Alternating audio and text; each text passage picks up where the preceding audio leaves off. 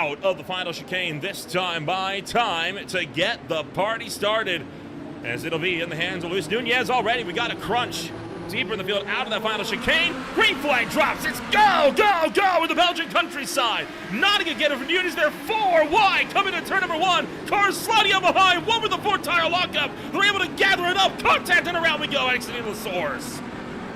Yep, pretty much saw that coming from a mile away. That field already stacked up coming out of the last corner, and obviously that's not gonna work. And one to the wall, that is Thomas Moggendorf that has almost gone around. The leader's off! Luis Nunez has dropped it over in Lacombe! Yeah, that looked like contact between him and Rouillet in the 99. By the way, of all of that, Dovzhenko has got a black flag, possibly for passing before the start-finish line. He is down in 18th place and has got a long ways ahead of him. So the field really getting broken up early as a result of this. Is what happened to Nunez coming into Lacombe, and it was caught with the 99, but I feel like he caught too much curb and was probably going to go around by himself. It'll be Veg who will lead the first lap to green, while everyone else double file as we come out of the chicane down the pit straightaway. Yeah, it seems like the difference in tire. The option seems to be the faster tire, but we don't know what the tire deck's going to be like. So it really could go either way still. We're only on lap 2 after all. Option tires are always the quicker ones, but being a softer compound, they're going to wear out a lot more quickly as well. You can see right next to the gap up to the leaders, the tire compound of choice. Oh, and around goes Altena. He gets taken out by Steve Robinson in the final corner. Front wing is gone. Nose cone is busted. Altena, oh, he's going to have to go all the way around as well with no front wing. Johan Rouillet seems to be on the push to pass, and he's right on the bumper of David Veg, headed through down towards Speaker's corner. Sideways.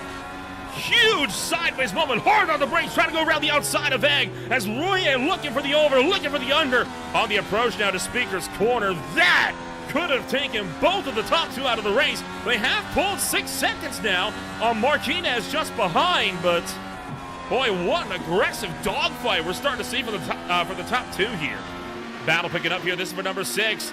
Lal falling to Jasper Orban as Orban makes the move in Blanchimont.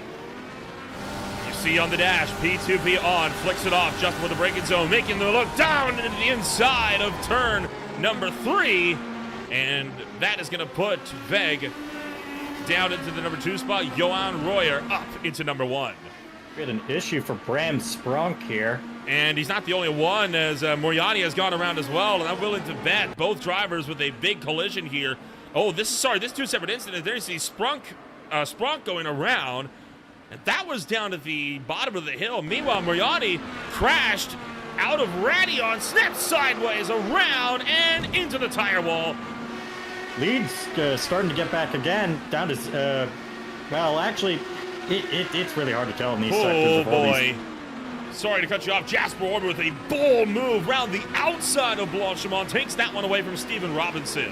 Great recovery drive from Nunez after he had a big spin in Lacombe on the opening lap. He dropped on the 17th. No, he's been tipped around again in the very same corner. Spun around again for the number 4, and all of that hard work that I was just about to congratulate him on, getting up to 6th, out the window, and he's right back to where he started.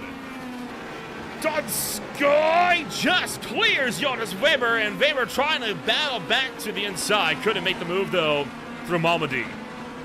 Yeah, those two have been going at it. Van trying to get on the recovery, but Donskoy fought his was scythed through the pack. Ooh, oh boy! No! Doors him into Speaker's corner.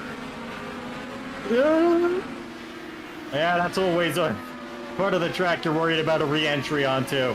That could have ended in tears. Nunez is absolutely hounding the gearbox of Upton Dries, though. Oh, boy. Round he goes. He's going to collect another, as that was Andres Vitche, and oh, boy. Yeah, that's Nunez's race over. Yep, Nunez. He's done. No, Dolchenko was going for a pass for position, I think, on a Monlaw here. Yeah, he was coming out of the pit lane. Yep. And side-by-side side draft, that leads to some... well, that leads to it getting loose and sliding. Creative line. It seems. There goes Veg. Is going to get around Royer here. Royer is out of the box and trying to make his way back out to the racetrack. I don't think he got him. He did not. Like you say, continue to try to battle it out with John Christensen up the road, and it's just such a tall order to get around a driver like Christensen that you know is yet to pit. And they say, well, what can you really do about it? You just don't want to shred your tires early on. Yeah, especially because it seems like the undercut is not the strategy you want to go in. And Jorge Martinez is into the pits for his first stop. So right there, just in a big bobble there for Veg as he went through Blanchimont, nearly took out Christensen alongside him. Big problems with the 33 car as he drops it right on the exit of pit road. This is the battle to get into the top 5 as Barton trying to go around the long way into Lacombe. Round the outside, tight move, he's able to pick him off. That's impressive because that usually doesn't work. I don't know how he's doing it, but that is really impressing me if I was keeping those on those. Oh, oh boy. And Vinci just says, thank you very much, and goes right on by.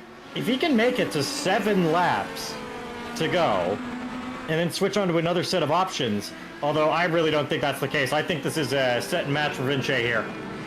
Andre Vinci makes the move to the inside, and Vinci finally gets clear of Christensen and already pulls out a half-second gap. Collision with Steven Robinson and Andres Vinci as they both get damage, and around goes Vinci. Yeah, I don't know what I was... Yeah, it's just a case of missing your braking point, and, well, sometimes that just happens. I wonder if there's going to be a damage on the wing of Robinson over that. No move made as... Oh boy! Oh, there we go! Takes him out! And black flags for both of them. That's, they hit the incident limit with that. Yep, that'll do it. Incident limit, of course, is marked at a 14, and then 20 gets you a disqualification. For Johan Royer, it has been complete domination since he took the lead of the race. He'll work his way into the chicane for the final time this afternoon. And it'll be Johan Royer taking home the first win of the 2025 Global IndyCar Challenge. Down to 0.2 of a second, John Christensen trying to see if he can hang on for number 10. Looking for the inside into Blanchimont. Almost gets into the side of him. That's going to give him any kind of momentum he had into the chicane. Looks for the inside again. John Christensen goes defensive. And with that, he is going to look to hang on. And Christensen, in a lion defense, hangs on to 10th place at the closing end of it.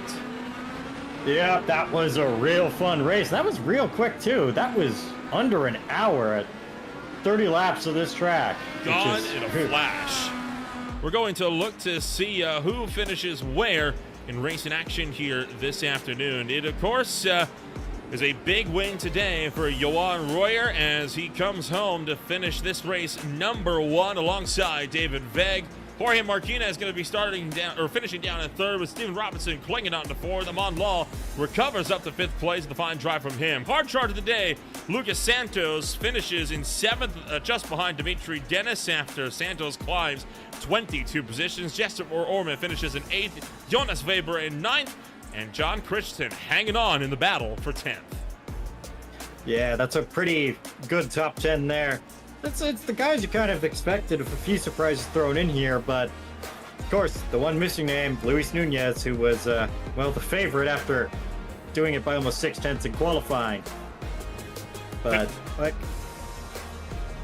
Finishing out that field, it was Pimman Gastel down to the 11th with Tim Coolers in 12th, Fyodor Dovchenko for 13th, Juan Miguel Rodriguez in 14th, Dugacki finishes in 15th to close out the top half of the field alongside Thomas Mogendorf, Matthias Ezekiel Marcamini in 17th, Milan Vogeslang in 18th, Andres Vitche in 19th, Brian Fiolas down in 20th, 1 lap off the pace, and then Bastian Skywola will finish in 21st, Jordan Dolan, Jordan Altena, Matijas Optendreis, Anthony Heitzma all finished within 5 laps of the leaders, then Sam Barton, Bram Sprunk, Luis Nunez, Yaroslav Donskoy, and Jabolks Mariani finishing out in 30th place to close out the field this afternoon. So, like you say, an exciting opening round to this championship, and if this is anything to go by tonight, we're in for a wild season.